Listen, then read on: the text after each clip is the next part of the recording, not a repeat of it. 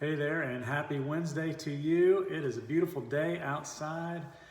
We are having a fantastic day today. We had one of our kids come back home to visit from college, so we're just super excited about that. But tonight I wanted to drill down a little bit more into our sermon from Sunday.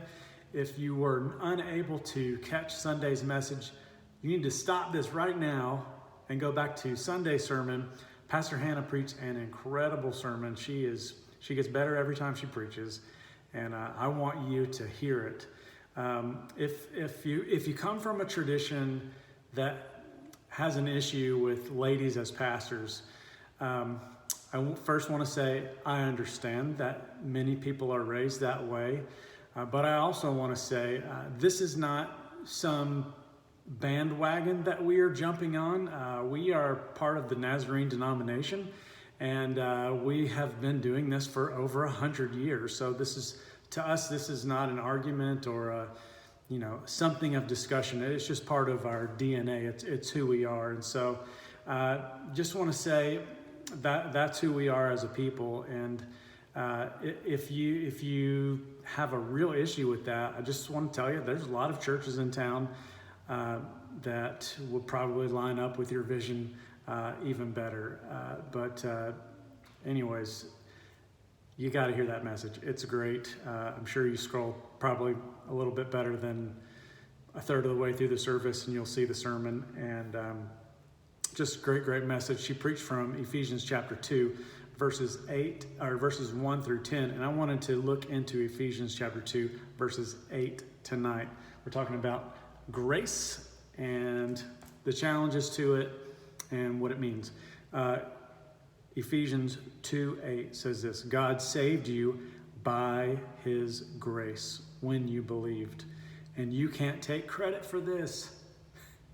This is a gift. It is a gift from God. God saved you by his grace when you believed, and you can't take credit for this.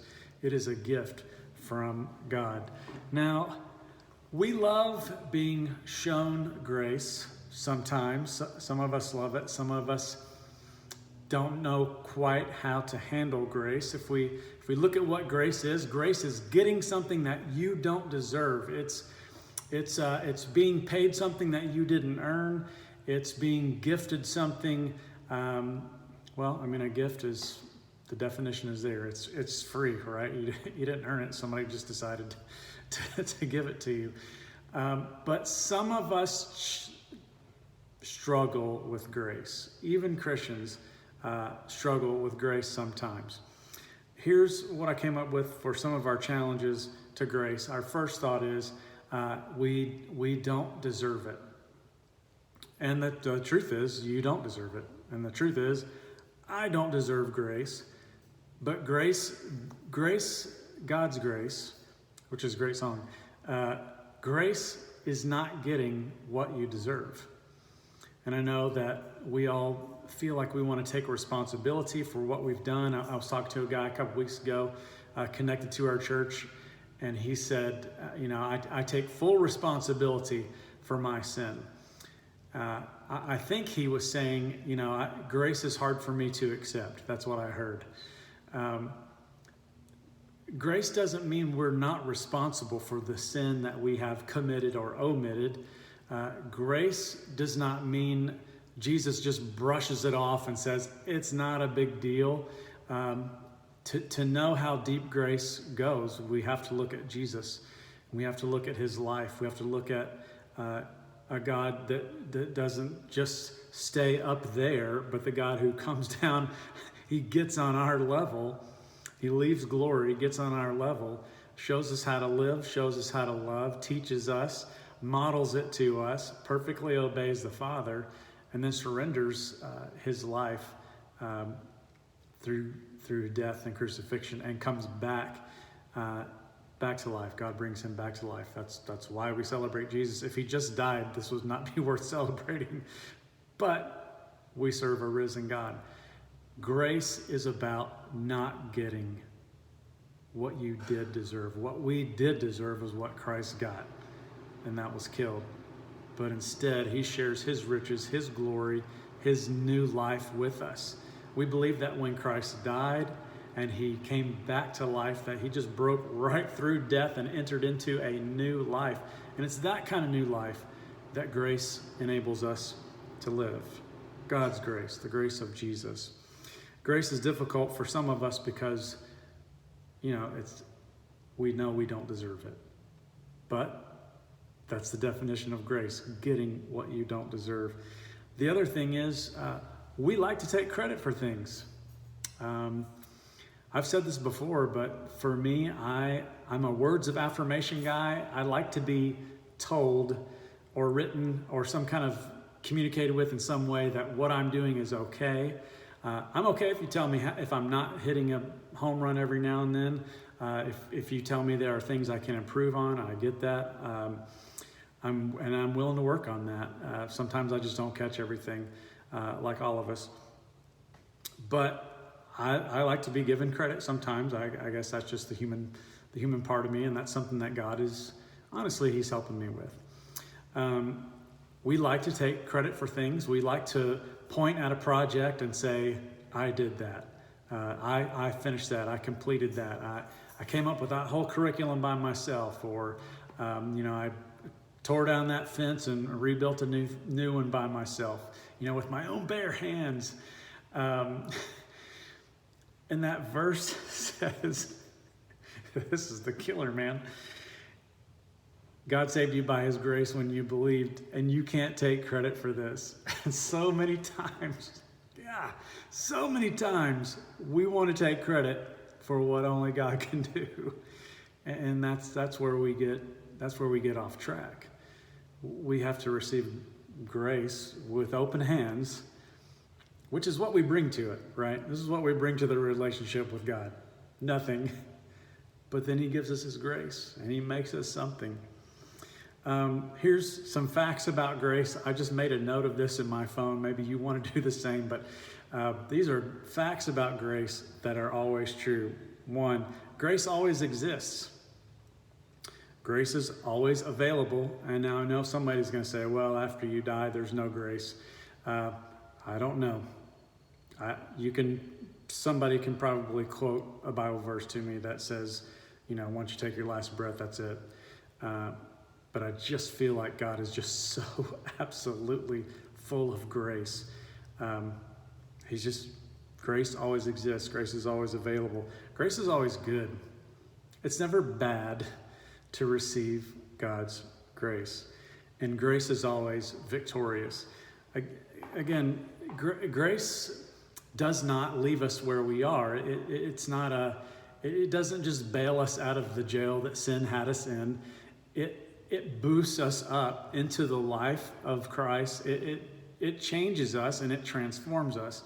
Now, a good question to ask yourself might be, is my life different from when I first received God's grace and today? Am I still doing those same things? Then you might want to revisit that conversation if you're still acting like you used to. But grace transforms us and it changes us. We're going to participate this Sunday in a means of grace by receiving communion together. For those of us who are in person, we'll have those little sealed cups available to you. And if you're watching online at home on Sunday, you can just gather whatever elements you have. Get some crackers and get some grape juice yourself, or get some, orange juice and donuts. I feel like would suffice, even though I know donuts have yeast in them. But be gracious to yourself in that. We're gonna participate in that this Sunday, and I'm really excited about Sunday's message. We're getting back into rerouting series and Exodus, and I feel really good about it being a very encouraging message that you need to hear. And I'm already going to just tell you, if you know somebody that needs encouragement, have them tune in on Sunday. If they can't make it, or if maybe they work Sunday mornings. I know a lot of people fall in that category. Share that video later and say, hey, I want you to hear this. This was encouraging. And if it's not, don't share it. Plenty of people do that too. So anyways, we looked at grace tonight. We looked at Ephesians chapter 2. verse 8.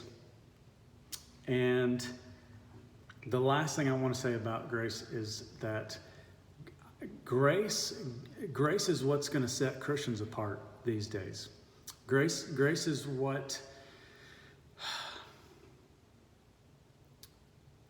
I don't want to say a mark of honor, but grace is what, when people see us being gracious to one another, that is in just such radical opposition to the hostility that is just out there in the world right now.